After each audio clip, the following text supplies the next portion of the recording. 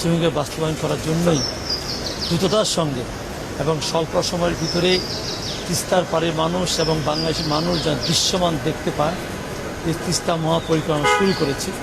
এবং মাননীয় প্রধানমন্ত্রী যেমন কথায় বিশ্বাস করে, কাজে বিশ্বাস করেন, আজকে আমাদের বিশেষ করে মাননীয় প্রধানমন্ত্রীর নেতৃত্বে আমাদের পানি সম্পদ মন্ত্রণালয় এবং উপদেষ্টা বিদ্রোহ এবং আমাদের তিস্তা পাড়ের মহানায়ক দুলু ভাইয়ের নেতৃত্বে সমন্বয়ে আজকে আমরা সভা করেছি। সেই সভায় আমরা মোটামুটি একটা সুনির্দিষ্ট পদক্ষেপ এগিয়ে যাচ্ছি এবং হয়তো আপনার অল্প সময়ের ভিতরেই আপনার তিস্তার যে মহাপরিকল্পনা আমাদের পানি সম্পদ মন্ত্রণালয় বা বর্তমান সরকারের মহাপরিকল্পনা ইনশাআল্লাহ আপনাদের সামনে দৃশ্যমান হবে। এর মধ্যে দিয়ে তিস্তা আমরা বাস্তবায়ন করব।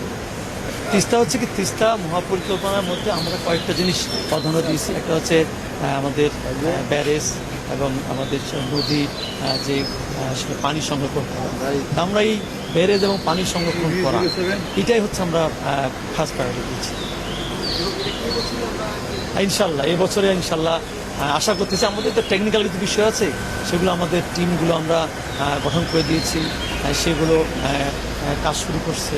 ইতিমধ্যে আমাদের বিশেষ করে আমাদের কেন্দ্র থেকেও আমাদের মন্ত্রী সহ আমরা একটা টিম সেখানে ভিজিট করব।